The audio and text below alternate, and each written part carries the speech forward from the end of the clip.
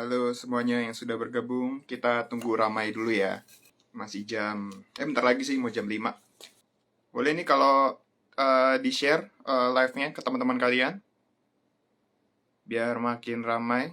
Karena nih isu hari ini cukup penting dan menarik kan karena WhatsApp kemarin baru mengeluarkan kebijakan baru dan kayaknya banyak yang penasaran sebenarnya apa sih yang terjadi, apa kebijakan apa yang baru, atau mungkin juga udah ada yang tahu dan penasaran apa sih dampaknya buat WhatsApp kalian gitu. Karena gue sendiri juga sampai hari ini masih pakai WhatsApp dan penasaran juga apa ya yang terjadi dengan WhatsApp gue, apakah masih aman untuk dipakai atau pasrah aja. Mungkin karena agak susah kali ya untuk bisa lepas dari WhatsApp gitu. Teman-teman kalian pasti banyak yang masih pakai WhatsApp dan terutama untuk urusan kerja ya. Jadi bukan suatu hal yang gampang kayaknya untuk lepas dari WhatsApp. Halo Mas Alfon, sebentar ya, nanti kita akan opening dulu. Oke, karena udah ramai langsung aja kita perkenalan ya. Jadi buat di sini Sobat Nextrend, mungkin yang udah lama atau udah baru, tahu kalau kita sebenarnya punya yang namanya Nextrend Talks ya. Jadi kalau misalkan kalian belum tahu apa sih Nextrend Talks itu, jadi ini sebenarnya program reguler kita yang live untuk bicara seputar dunia teknologi dan isu-isu yang lagi berkembang saat ini.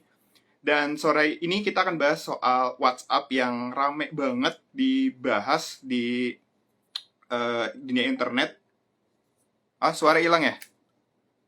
Kedengeran nggak suara? Oke, suara aman, aman. Nah, jadi sore ini kita akan bahas soal WhatsApp nih, langsung sama pakarnya, Pak Alfon Sarujaya. Jadi sebelumnya gue mau ingetin dulu, jangan lupa follow Instagramnya Nextrend dan subscribe juga ke YouTube-nya Nextrend sama Facebook kita, karena kita juga punya Facebook. Di sana kita akan update banyak banget informasi seputar dunia teknologi dan gadget-gadget terkini. Oke, sekarang langsung aja kita undang Pak Alfon Sarujaya, yaitu pendiri dari vaksin.com untuk bicara bareng sama kita. Oke, sudah bergabung juga sama kita nih Pak Alfon Tanujaya, itu adalah pemerhati IT sekaligus CEO dari vaksin.com, betul ya Pak ya? Iya. Halo. Nah, jadi Pak Alfons ini sebenarnya sejak isu WhatsApp ini beredar, udah beberapa kali juga jadi narasumber untuk beberapa artikel di nextrend.com. Kalian boleh baca di situ. Di situ kita ada bahas ya beberapa kali soal isu WhatsApp ini. Sebelum kita mulai, kita pembukaan dulu. Sebenarnya kan ini jadi latar belakang permasalahan kita ya. Jadi pas awal Januari, tiba-tiba ketika kita habis update WhatsApp, muncul sebuah pesan kalau WhatsApp mengubah kebijakan mereka, terutama terkait privacy. Kabarnya di awal Februari ini, WhatsApp itu akan membagikan data ke Facebook, di mana sebenarnya WhatsApp dan Facebook itu satu grup dan ya itu pasti terjadi lah. Nah, masalah ini terblow up lebih besar lagi setelah beberapa tokoh besar kayak Elon Musk, terus juga ada Edward Snowden, itu bilang, udahlah, nggak usah pakai ganti aja ke aplikasi WhatsApp lain. Hal ini kan membuat Facebook sebagai pemilik WhatsApp itu pada akhirnya mengeluarkan banyak banget budget besar sekali untuk membujuk pengguna supaya nggak pindah. Nah, jadi pertanyaan adalah, wajarkah kalau orang-orang itu merasa keamanan dan privasi mereka itu terganggu atas peraturan baru WhatsApp? Apakah kita harus berpaling ke aplikasi lain? Terus juga ini seperti mengulang sejarah lagi bahwa tidak ada aplikasi chat yang abadi kalau orang-orang pindah. Apakah kita harus pasrah atau kita sekarang ya udahlah jalan aja dengan kebijakan yang ada. Nah, itu jadi latar belakang dari topik kita hari ini. Nah, pertanyaan pertama sih buat Mas Alfon sih, sebenarnya peraturan baru WhatsApp ini apa sih isinya?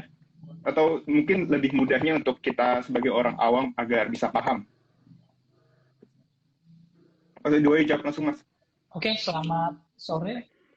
Selamat sore teman-teman semua. Terima kasih atas kesempatan yang diberikan.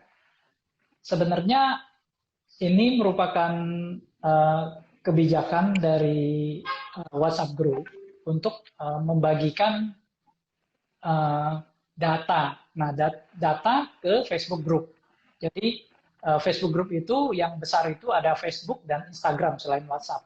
Walaupun sebenarnya hari ini WhatsApp yang perkembangan paling besar, sehingga memang arahnya akan jadi cash cow-nya atau arah user yang banyak itu akan dari WhatsApp. Karena perkembangan user dari Messenger itu yang sudah melebihi mohon maaf gangguan teknis. Jadi yang kita perlu sadari yang di-share itu adalah data yang di-share itu merupakan metadata. Jadi bukan data yang sebenarnya. Jadi data percakapan kita itu diproteksi oleh end-to-end encryption. End-to-end encryption itu sangat kuat. Dia 256 bit AES. Jadi kalau mau enkripsi itu sangat lama. Kita katakan 7 turunan pun tiap hari kerjanya enkripsi itu dengan komputer paling canggih hari ini nggak bakal jebol. Jadi percakapan kita, user sesama WhatsApp dan sesama pengguna WhatsApp dengan grup itu dienkripsi. Sehingga keamanannya terjamin. Dari sisi sebagai praktisi security kami bisa konfirmasi hal ini. Nah, yang menjadi pertanyaan adalah data yang di-share itu apa sih gitu? Berbahaya nggak? Data yang di-share itu adalah metadata. Metadata itu apa? Metadata itu adalah data tentang data. Nah, data tentang data apa yang di-share? Untuk simpelnya, metadata itu jika kita mengambil satu foto, misalnya kita sedang ke Bali, ambil foto di Pantai Kuta, waktu kita foto yang kita ambil itu adalah datanya. Fotonya itu adalah datanya. Lalu kita di pantai bergaya dengan apa, lalu dengan siapa, itu adalah datanya, ya, fotonya sendiri. Lalu metadata itu apa?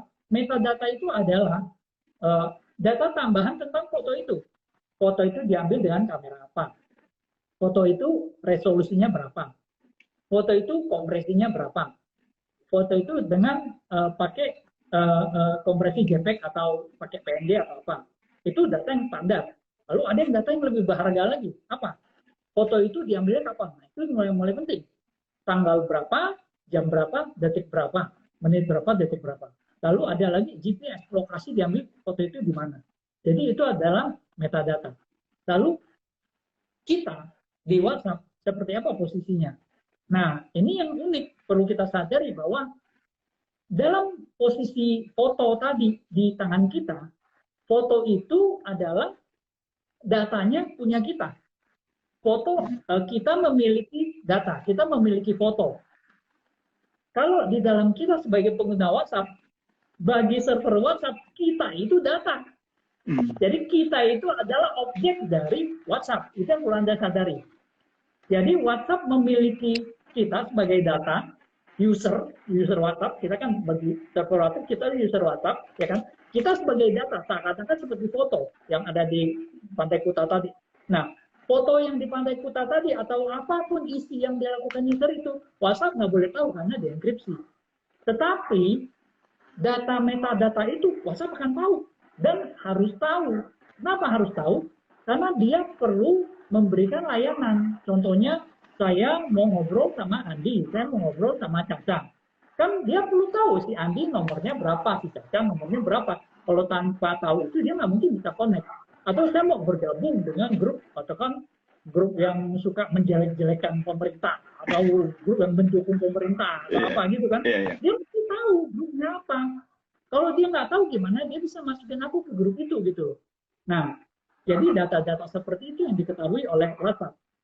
Nah, balik lagi, data standar dan data personal. Data standar itu adalah kamu pakai HP apa, terus merek apa, lalu OS-nya apa, lalu data-data teknis, jenisnya apa. Lalu mulai itu yang seperti tadi kan, yang diambil pakai kamera apa, jenis kompresinya apa, itu data standar perangkat keras kamu. Lalu masuk ke hal yang lebih pribadi, dia akan tahu nomor kamu, dia harus tahu status kamu, dia harus tahu nomor grup apa saja yang kamu ikuti, dia harus tahu. Kalau nggak, dia nggak bisa manage kamu. Lalu siapa saja kontak kamu, dia harus tahu. Lalu kamu pernah setujui agreement yang mana aja dengan WhatsApp, dia harus tahu. Nah, jadi data-data seperti itu yang diketahui oleh WhatsApp dan seharusnya juga diketahui oleh messenger lain, walaupun ada Signal dan Telegram yang katakan lebih secure, memang lebih secure, tapi untuk menggabungkan kamu ke grup atau ke kontak tertentu, ya dia mesti tahu kontaknya gitu, dia perlu tahu grupnya. Nah, lalu bahaya atau enggak? Itu kan yang jadi pertanyaan. Yes. Data ini bahaya atau tidak? Jadi tergantung. Jadi begini, di tangan orang yang mengerti, data itu bisa menjadi emas. Katakan bahkan kita lihat faktanya di perusahaan go public di Wall Street yang paling besar, perusahaan minyak sudah tergeser oleh perusahaan IT. Jadi perusahaan minyak itu memegang komoditi yang paling berharga waktu itu kan, emas hitam, ya kan, komoditas paling berharga. Tetapi faktanya sekarang yang nomor satu ada Amazon, ada Apple, ada Facebook, terus rata-rata yang mengelola data. Jadi di tangan orang yang mengerti mengelola data, data ini menjadi emas. Nah, lalu apa bahayanya bagi kita? Bahayanya kalau misalnya Anda chatting, kalau sekali dua kali dia masih oke. Tetapi kalau misalnya jangka panjang, metadata jangka panjang ini bisa memperlihatkan profil kamu. Profilnya misalnya gini, saya kalau komunikasi, misalnya saya dengan istri gitu kan, sekali dua kali orang nggak tahu. Tapi lama-lama orang tanpa melihat isi dari komunikasi, karena istrinya nggak boleh tahu, dia tahu ini ngobrol sama istrinya.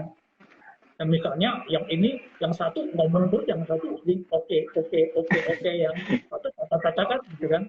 Atau misalnya ada yang tiap sebelum tidur dia WA, tiap sebelum tidur dia WA. Mungkin ya itu teman akrab lah, atau teman intim lain atau apa. Jika itu berlangsung dalam waktu panjang, data itu akan diketahui gitu. Nah, jadi itu bisa sangat dalam dan berharga.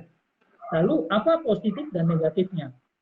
Positifnya, sebenarnya saya banyak positifnya. Kalau di-share ke Facebook, ya kan, data ini, Facebook akan bisa memberikan iklan yang tertarget dan sesuai dengan kebutuhan kita, sesuai dengan profilnya kita. Jadi yang menjadi masalah adalah kita tidak bisa di Facebook, ya, bukan di WhatsApp, kita tidak bisa memilih untuk tidak menerima iklan. Yes. Jadi ada ketentuan di Facebook. Kamu pakai Facebook secara gratis. Terus ada pilihan. Kamu tidak bisa meminta tidak terima iklan. Kamu bilang, saya nggak mau terima iklan, saya mau bayar aja. Nggak ada pilihannya. Ada pilihannya, kamu harus terima iklan. Bedanya, iklannya itu disesuaikan dengan profil kamu atau tidak. Kalau misalnya kamu menyetujui disesuaikan dengan profil kamu, Facebook akan berhak baca. Ini bukan di WhatsApp dulu ya, dia lihat profil kamu di Facebook. Oh, kamu orang IT, kamu demen komputer, HP kamu ini, komputer kamu jenisnya ini, lalu kamu ikut grup apa aja. Oh, dia akan tahu, oh, kalau aku ikut grup security, maka ada activity security akan muncul pop up di timeline saya di Facebook. Nah, jadi hal seperti ini yang ini. Lalu kalau sebelum, aku nggak mau, menurutku privacy is very important. Lalu Facebook tidak boleh mengakses siapa saya, tapi dia tetap akan nampilin iklan, tapi iklannya ngaco gitu. Iklannya pokoknya yang dapat di daerah kita lagi ada promo apa, dia kasih, walaupun kita misalnya promo lipstick atau apa gitu, ya dia yang kasih, padahal ini cowok gitu, dia nggak seperti bapak kamu. Jadi itu nggak akan terjadi. Nah, selama ini masih terjadi di Facebook, belum terjadi di WhatsApp. Pembagian data ini belum terjadi. Tetapi dengan yang baru ini, pembagian data akan terjadi yang rencananya Februari. Kalau kita tidak setujui, kita nggak boleh pakai. Tapi kan karena semuanya marah, ya kan, dan berpindah ke Telegram, dan ada yang banyak sinyal, maka Facebook mundur. Nah, tapi mundur loh, bukan di cancel, jangan salah. Dimundurin ke bulan Mei. Nah, kira-kira seperti itu gambarannya mengenai WhatsApp ini. Oh, jadi sebenarnya intinya kita tuh nggak perlu terlalu khawatir berlebihan ya, karena yang diambil tuh bukan isi dari datanya itu kayak isi chat, isi foto itu tidak bisa dilihat oleh pihak WhatsApp ataupun Facebook, tapi yang diambil adalah metadatanya kayak kayak apa kalau foto kan tadi ada lokasi kameranya apa seperti itu kan. Jadi tapi memang dari metadata itu dalam jangka panjang bisa membaca profil dari si pengguna itu ya Mas.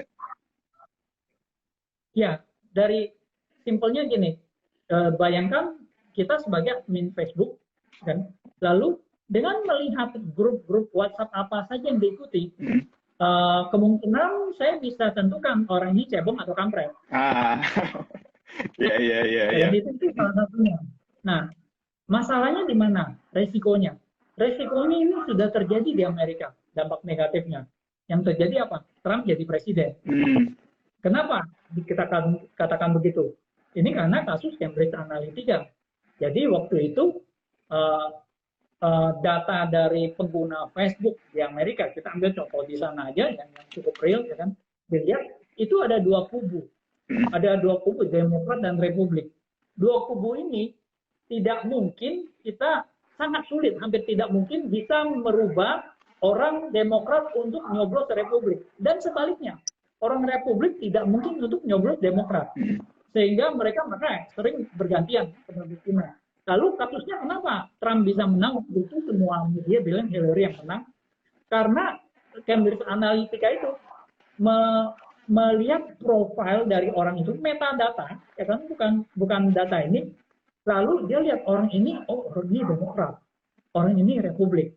Dia akan keluarkan iklan yang bisa merubah pendapat orang itu. Misalnya dia pengen ceritanya, dia pengen Republik menang, kan?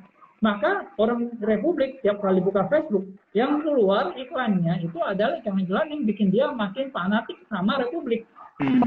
Lalu orang Demokrat akan keluar berita-berita, ya kan, berita fake news atau hoax, misalnya Hillary tidak peduli dengan keamanan emailnya bocor, ya kan. Terus ada yang pizza pong gitu, yang hoax itu, yang Clinton itu terlibat dalam perdagangan manusia, sampai ada orang yang saking marahnya di sana jadi banyak orang bego gitu percaya fake news, datang ke pizza pong itu bawa pistol, ingin mau memberi pelajaran bagi pemilik pizza pong. Lalu dia bilang itu child trafficking, human trafficking berdasarkan fake news. Padahal itu cuma restoran pizza gitu.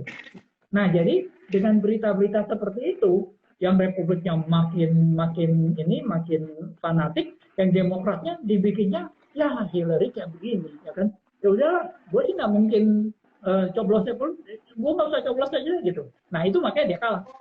Jadi ini yang perlu disadari, bahwa penggunaan metadata ini dengan baik, dengan tepat, itu bisa, ya mau bilang nggak berharga di tangan kita, tangan orang awam atau tangan orang nggak mengerti, akan kurang berharga di tangan orang yang mengerti, yaitu ada yang jadi presiden gitu. Kira-kira begitu gambarannya. Berarti memang pengambilan metadata ini sebenarnya bisa positif asal tepat. Karena saya sendiri juga ngerasain sih, kadang kalau buka Facebook, pada awalnya saya misalkan nyari-nyari barang gitu ya, terus buka Facebook, ternyata barang itu ada di iklannya Facebook dan ini dapat kayak diskon yang menarik. Itu kan contoh yang tepatnya, tapi bisa juga menjadi sebuah bahaya ketika udah seperti kasus di Amerika gitu. Dan ini kan sebenarnya kasusnya juga serupa di Indonesia ya, terbagi dalam dua kubu seperti itu. Yang hampir terjadi di Indonesia kan, dan sebenarnya penyalamannya ada arah ke sana. Cuman kita bersyukur bahwa pemilih Indonesia masih lebih masih bisa meredam kelihatannya, karena arahnya ke sana kelihatan waktu itu. Dan mungkin ada satu poin yang perlu disadari oleh kita sebagai pengguna internet. Jadi ada satu poin yang ingin saya bring up, saya bawa ke sini. Semua layanan internet, salah satunya YouTube, itu memanfaatkan yang namanya algoritma untuk memberikan rekomendasi kepada usernya. Algoritma ini tidak jahat. Jadi misalnya tidak diciptakan untuk tujuan jahat. Jadi misalnya saya suka lihat tentang WiFi, dia akan rekomendasi segala macam WiFi. Saya suka komputer, saya suka masak, dia akan rekomendasi yang jago-jago masak siapa. Anak saya suka dancing atau apa, dia akan kasih videonya Charlie atau siapa yang jago dancing atau apa, sehingga dia bisa ini. Nah, yang jadi masalah adalah jika orang yang suka sesuatu lalu diberikan sesuatu yang lebih tajam, itu akan terjadi polarisasi. Jika terjadi keberpihakan, saya masuk senangnya video golongan yang membagus-baguskan penguasa gitu ya kan, memuji-muji, maka akan rekomendasi video yang memuji-muji pemerintah atau memberikan informasi positif. Saya orang yang kontra pemerintah, saya akan condong nonton video yang katakan menjelek-jelekan pemerintah atau apa. Nah, maka dia akan mendeteksi, oh ya video ini kayak gini, orang yang nonton yang suka jelek-jelekan ini akan video ini, dia akan rekomendasi video ini sejenis gitu loh. Sehingga itu yang negatif. Terjadi polarisasi, tadinya sudah ada polarisasi, katakan 5%. Dengan nonton YouTube atau dengan iklan-iklan dari Facebook atau sejenisnya di sosial media, itu polarisasi makin tajam. Tadinya 5% bisa jadi 25%. Itu orang fanatik lagi. Cebong makin cebong, kampret makin kampret.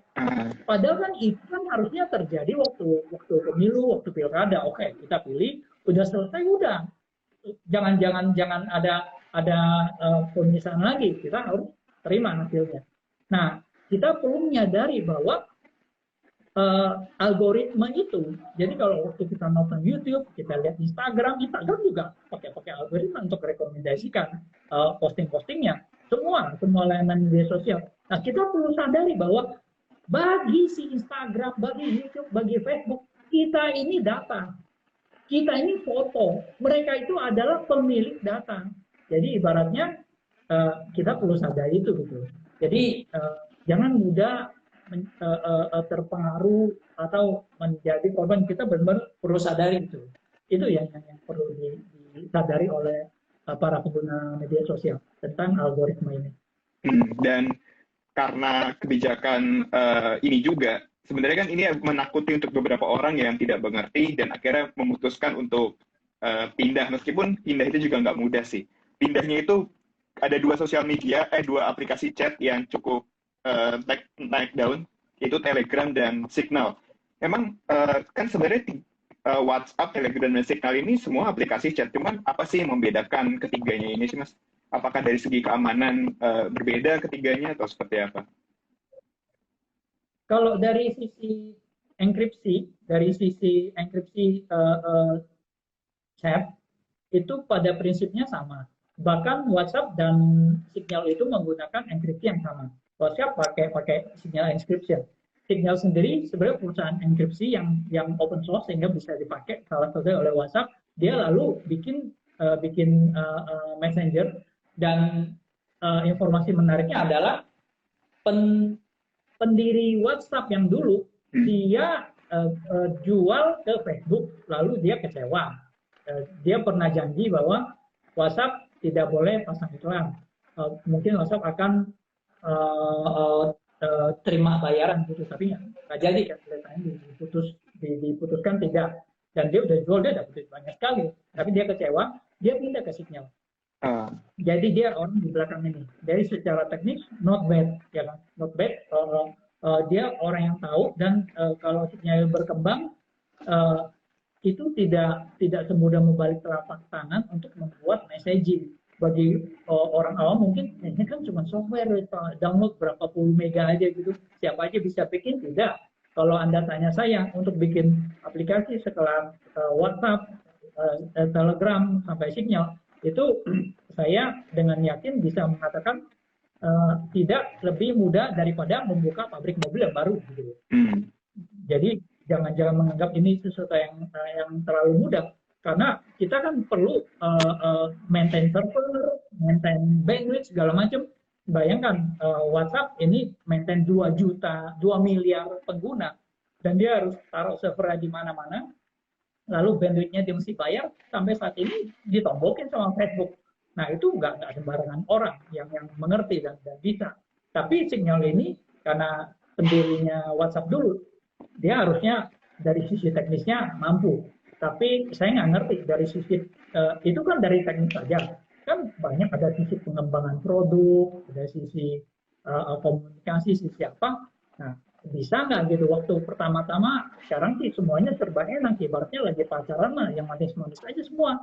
Nanti kalau udah berkeluarga baru ketahuan, nah rupanya suka ngorok, rupanya suka apa. Itu kan baru keluar aslinya. Sama aja kalau kita pakai ini. Kalau udah lama juga, mereka kan mesti monetisasi, mereka kan mesti membiayai duitnya dari Yes. mana gitu. Pada Dan akhirnya butuh konteksnya uang. sekarang katanya dari sumbangan, dari apa? Ya dari, dari sumbangan bisa, saya nggak tahu, saya nggak berani jawab ya kan. Itu yang signal dari sisi enkripsi oke. Nah lalu Telegram itu enkripsinya mereka ada yang namanya secret head. Sebenarnya Telegram ini umumnya selangkah di depan WhatsApp umumnya, ya kan. Nah, tetapi WhatsApp ini karena pengalaman Facebook, dukungan Facebook, ya kan, dan mereka lihat fiturnya dan mereka fokus dulu. Jadi dulu mereka pinter, waktu Telegram sibuk keluarin fitur baru, terus tambahin security segala macam, mereka buka dulu, cari user sebanyak mungkin, ya kan, tidak peduli dengan security. Sampai dia dapat user base yang gede, yang berapa kali lipat Telegram, ya kan, baru dia stop dan udah di atas Telegram dan baru mulai masukin fitur security. Dia pintar, dia konsep bisnisnya dia ngerti lah, sehingga dia ada hari ini. Gitu. Nah kita lihat aja signal kalau bisa mampu seperti itu, kita perlu dukung. Kenapa? Karena kalau memang saya tidak ada masalah dengan WhatsApp atau Signal atau Telegram, cuman saya ada masalah kalau ada aplikasi yang terlalu dominan. Terlalu dominan itu masalahnya apa? Kalau terlalu dominan, akan ada kekuatan monopolistik. Itu bahaya. Bahaya untuk siapa? Untuk user. Jadi Anda sebagai user itu perlu menyadari bahwa di mana-mana di dunia ini, apapun yang namanya monopoli itu jelek untuk user, bagus untuk yang punya perusahaan gitu. Nah, gambaran simpelnya apa? Katakan PLN, dia satu-satunya yang jual listrik, ya kan? Lalu dia naikkan listrik, gue mau naikin listrik 3 kali lipat, tadinya cuma bayar 500.000, bulan ini kalau bayar 1,5 juta, ya kan? Nah, boleh, listrik mati, nah, bayar nggak lo? Bayar, kenapa? Karena dia punya kekuatan politik gitu. Nah, cuman kita tidak terjadi hari ini kan karena PLN perusahaan negara, ada pemerintah yang ikut campur dan dilihatin, oh, kamu nggak boleh naikin, kamu sih subsidi apa gitu. Nah, di PLN bisa. Kalau di WhatsApp ini, ya siapa yang ngatur? Nggak ada ngatur gitu. Nah, itu gitu kita perlu sadari. Maka kita sebagai user perlu secara aktif memelihara beberapa player. Jadi saya kalau ada yang tanya saran ke saya, sarannya apa? Pakai WhatsApp atau pindah ke Telegram atau Signal? Jadi realistis. Sekarang kalau kamu suruh saya pindah ke Signal, saya udah pindah beberapa ini tidak. Yang pakai dikit. Masih kosong profilnya. Iya, terus Telegram sulit. Om saya yang di Australia, di saya di Taiwan, dia bingung Telegram itu apa gitu loh. Bisa WhatsApp aja berterima kasih gitu loh. Jadi orang-orang yang di pasar di mana yang udah pakai WhatsApp sulit untuk diminta pindah gitu. Jadi kira-kira seperti itu. Jadi kita perlu secara sadar, memang saya beberapa grup saya pindahkan ke Telegram, saya mulai di Signal. Tapi jujur aja, to be realistic, tidak mudah untuk berpindah gitu. Tapi kita perlu berjuang untuk kalau bisa, at least ada inilah, ada kekuatan penyimbang kayak balance of power lah, kayak Amerika sama Rusia kemarin nggak sampai perang nuklir kan karena ada balance of power gitu. Kalau nyerang hancur dua-duanya gitu. Kira-kira gitu sih. Tapi memang kalau Telegram itu seaman itu Kak Mas, karena kan dulu kan sempat ada masalah tuh Telegram yang katanya dipakai teroris dan pokoknya macam-macam deh. Dan apakah memang Telegram seaman itu dibandingkan let's say WhatsApp? Oke. Sebenarnya kasusnya begini, yang Telegram itu, yang jadi dari sisi keamanan chatting itu tiga-tiganya selevel. Saya katakan selevel. Telegram malah dia in-house untuk enkripsinya. enkripsinya WhatsApp dan Signal itu katakan mirip sama, sehingga ini yang Telegram itu ya in-house tapi belum terbukti itu rentan, tapi belum terbukti itu aman. Jadi kita nggak tahu. Tapi perlu satu poin juga bahwa mengenai data percakapan kita itu yang kita perlu sadari juga. Jadi tiga-tiganya ini tergantung ke usernya. WhatsApp, semua data percakapan dan media dan file kita itu kita yang simpan dan simpannya di Google Drive. Dan perlu dicatat bahwa data yang di backup, data percakapan, data grup, media, video, foto, segala macam, itu tidak dienkripsi. Sehingga jika Anda backup di Google Drive, lalu Anda ceroboh account Google Drive Anda dijebol orang, dan di copy backupnya, data Anda bisa dibuka, karena itu tidak terenkripsi. Itu WhatsApp. Jadi WhatsApp sama sekali nggak nyimpen, nggak ada data disimpan di server. Yang dari sisi nyimpen secara khusus yang mungkin di cache atau gimana ada. Signal itu menyerahkan kepada kita, ya kan? Nah, Telegram itu perlu menjadi catatan. Kalau saya sebagai praktisi security malah melihat itu ada kemungkinan celah. Celahnya bukan Telegram lemah, tidak. Telegram tidak lemah, tetapi faktanya adalah semua percakapan kita, semua isi chat kita, semua grup kita itu disimpan oleh Telegram. Itu yang perlu kita sadari. Disimpan oleh Telegram. Saya nggak ngerti, dia nekat banget. Menyimpan segala macam. Sampai banyak orang bikin grup, terus ngupload film ke situ. Iya. Dia simpan gitu. Nah, jadi pada prinsipnya data kita tuh ada di server Telegram gitu.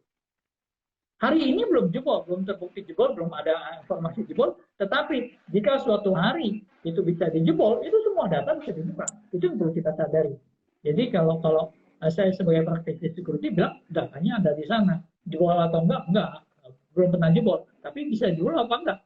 Sejarah menunjukkan bahwa tidak ada yang tidak bisa jebol.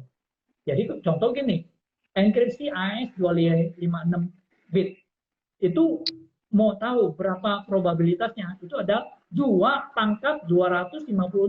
Aduh, kalau Anda pakai kalkulator nggak muat, pakai Excel juga, kalau komputer butut bisa hang itu Excelnya. 2/256 itu probabilitasnya. Kan? Nah, hari ini tidak mungkin, kelihatannya tidak mungkin, oke? Tetapi 10 tahun lagi, saya nggak berani ngomong. Kenapa? Jika komputer kuantum telah ditemukan, ya kan, enkripsi 256 bit tidak ada artinya. Dalam waktu yang singkat 256 bisa dilihat. Hanya hari ini nggak bisa. Dia mesti ngantri gitu. Jadi prosesnya lebih cepat ya, untuk pecahkan itu lebih cepat ya ke depannya. Jadi kira-kira security begitu, nggak ada yang secure gitu. Maka kalau Anda tanya aman atau tidak, kalau ada yang disimpannya lebih tidak aman daripada nggak ada yang disimpan, gitu aja, simpel aja. Jadi WhatsApp sama Signal lebih aman. Kenapa? Dia nggak pernah nyimpan datanya.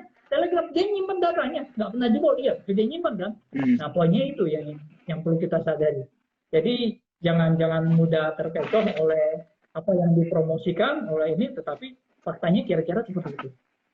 Tapi mungkin nggak sih Mas, karena isu ini WhatsApp itu akan mati dan akan terulang lagi bahwa tidak ada aplikasi chat yang abadi kayak dulu kan kita kenal ada Yahoo Messenger, ada BBM, itu kan semua sudah lewat ya. Dan apakah WhatsApp akan mengalami nasib yang sama?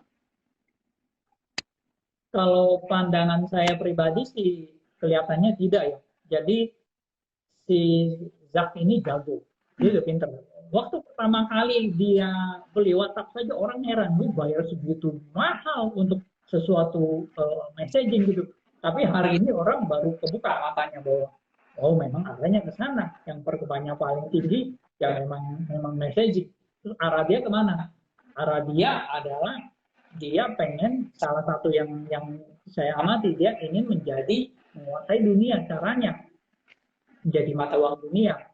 Simpelnya kamu lihat di Alipay, WeChat Pay di China itu pembayaran nomor 1 dan semuanya udah lari ke sana, besar sekali mereka.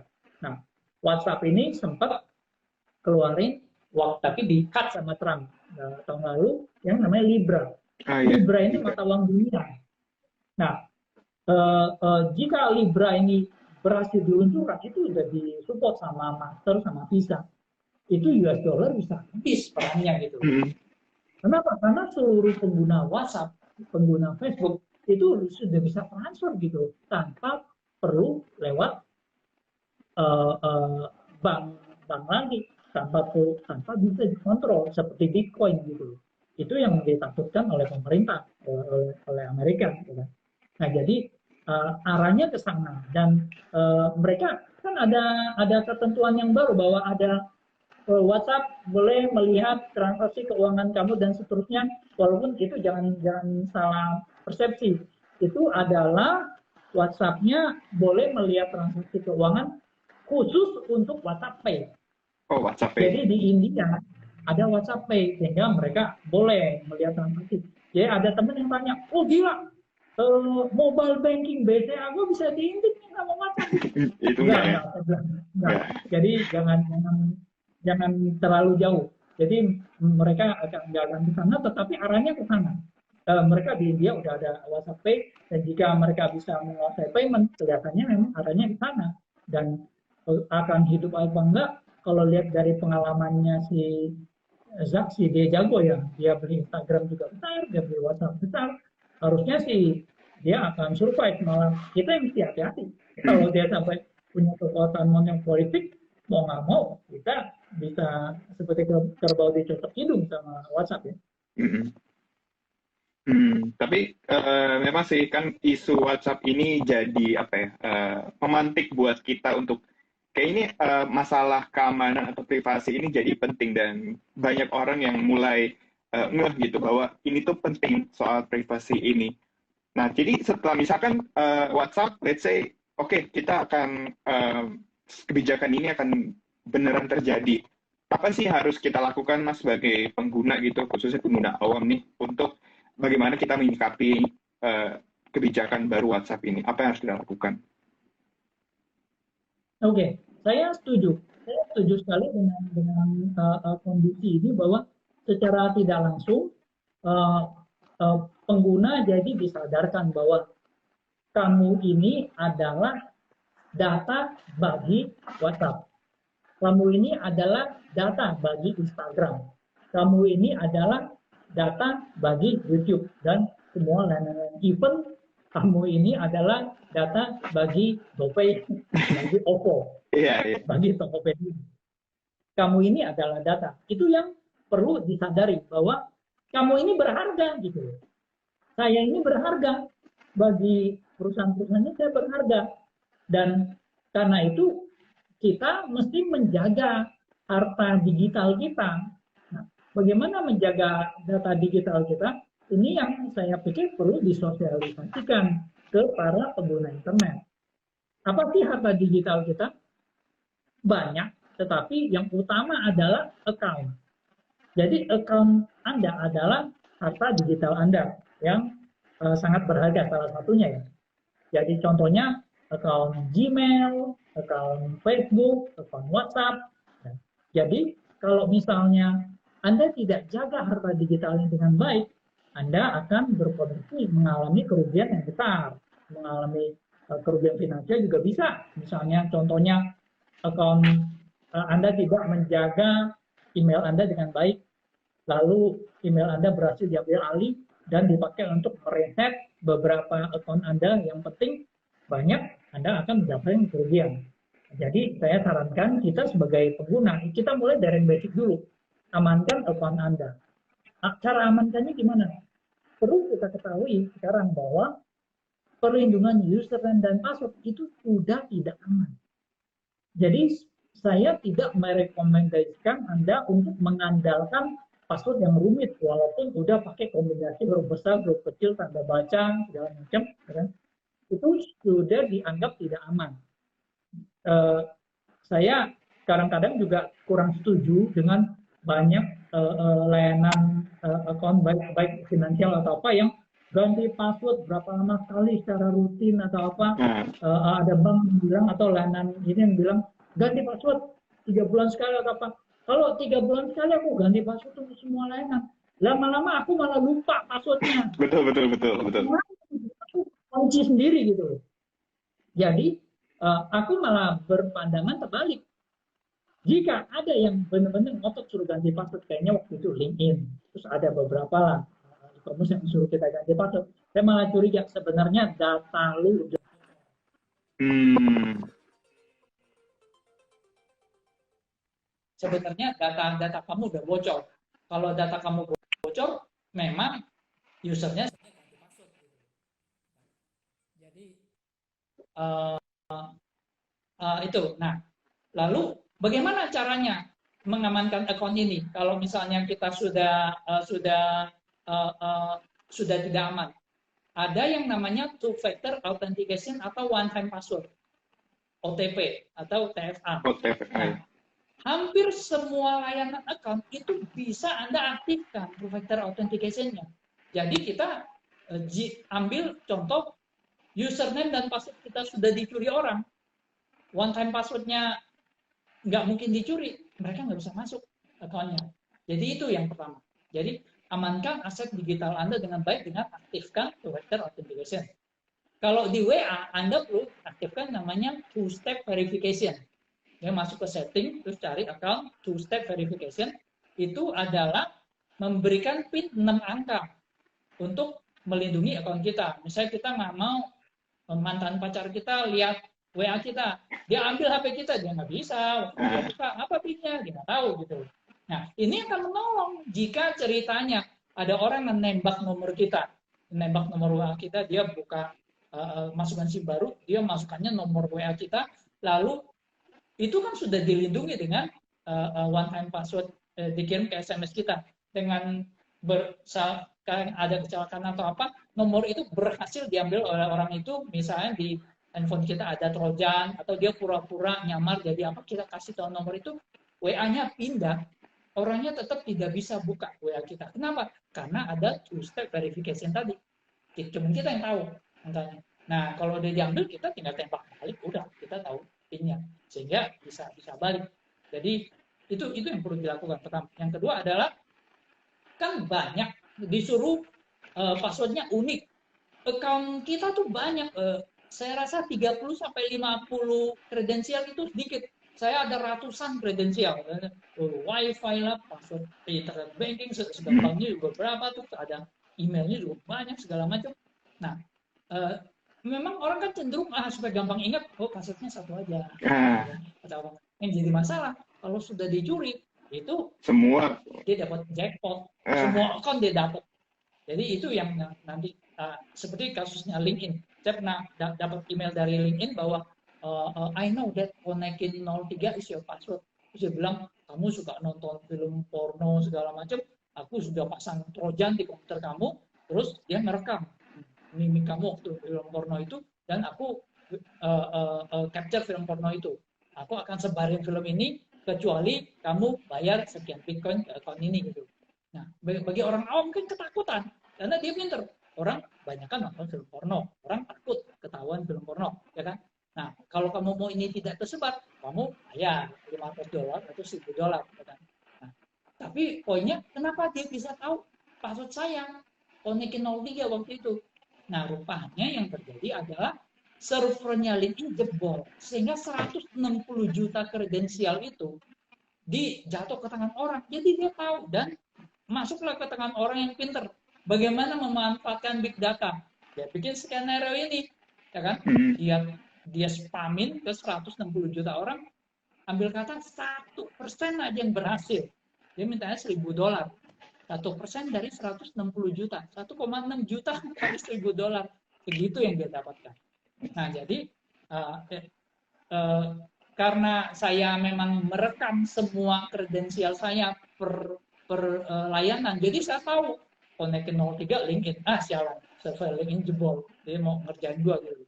Nah, jadi Anda perlu pakai namanya password manager. Kalau saya pakainya Bitwarden, itu gratis. BIT Warden, WARDN, Bitwarden. Itu silakan Anda install, dan itu bisa di-save di cloud dan di-encrypt datanya. Anda bisa sinkronis otomatis antara handphone dengan komputer. Jadi Anda hanya perlu mengingat kredensial dari Bitwarden ini, password manager.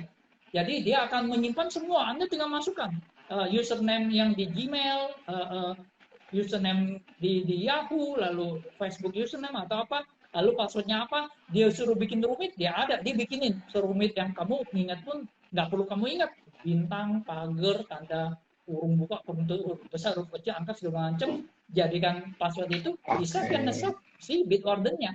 Sehingga waktu kamu mau login tinggal buka Bitwarden, passwordnya kamu ingat kan, ya kan? Lalu copy and paste.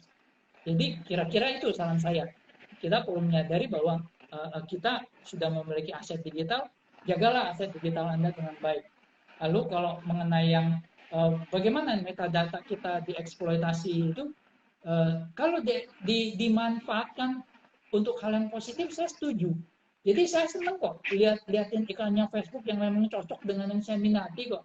Jadi saya suka main game, terus ada kemarin ada beberapa rekomendasi ke kegiatan IT, security yang ini ada. Zaman sekarang kan saya bisa ikut online atau apa. Itu sangat berguna gitu loh. Saya nggak mau yang iklannya yang tidak terfokus, tidak sesuai dengan profil saya, malah saya rugi gitu. Oke. Kira-kira itu sih yang mengenai. Oke Mas, karena waktu kita kayaknya udah kurang dari 5 menit, jawab satu pertanyaan aja. Sebenarnya bisa nggak sih Pak WhatsApp itu disadap dengan aplikasi? Kita singkat aja ya Pak ya.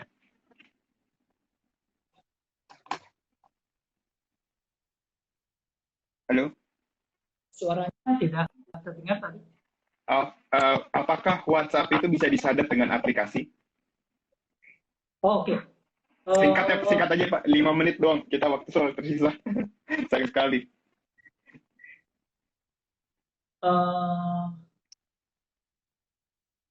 WhatsApp itu tidak bisa disadap. Jadi WhatsApp itu hanya bisa cara, kan orang banyak tanya, kenapa nih polisi bisa tahu nih ini chatnya membernya siapa aja. Ini gampang, tangkap orangnya, ya kan, buka WhatsApp-nya, lalu dicari membernya apa aja, siapa, isinya apa aja. Itu sih yang terjadi. Jadi untuk menyadap WhatsApp hampir tidak mungkin. Dulu sempat ada aplikasi yang bisa pas pop up dia bisa merekam itu, tapi udah mulai diblok dari WhatsApp dan sangat sulit. Jadi ini cukup sulit. Oke, jadi sangat sulit ya Pak. Oke, karena waktu sebentar lagi sudah habis, langsung aja kita simpulkan dari pembicaraan kita hari ini bahwa sebenarnya WhatsApp itu bisa menyimpan data kita, tapi berupa metadata.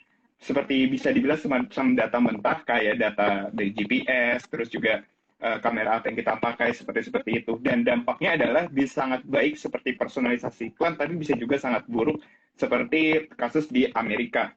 Nah, apakah WhatsApp akan mati? Jawabannya mungkin belum untuk saat ini kali ya Pak, atau tidak. Dan aplikasi-aplikasi lain pun juga sangat dinanti supaya bisa mengimbangi dari si WhatsApp ini. Terus juga terakhir, tentu saja kita harus bisa mengamankan account data kita ya, terutama data-data kita. Ada 2 cara. Yang pertama menggunakan two factor, terus juga OTP, dan juga kalau di WhatsApp ada two-step verification. Terus juga jangan lupa juga memakai password manager. Oke, jadi sepertinya segitu dulu aja Pak pembicaraan kita sore ini. Semoga nanti kita bisa ngomong lagi soal keamanan-keamanan ya, karena kan live Instagram ini cukup singkat, cuma 1 jam dan ya sepertinya kurang ya. Ya, jadi udah sekian dulu. Jangan lupa untuk follow Instagramnya Nextrend, juga follow Instagramnya Pak Alphonse juga ya, karena banyak sering posting-posting soal keamanan IT juga. Jadi sekian dulu sekian dulu live kali ini. Sampai jumpa di live-live berikutnya. Thank you Pak Alphonse. Selamat sore. Terima kasih atas perhatian. Ya.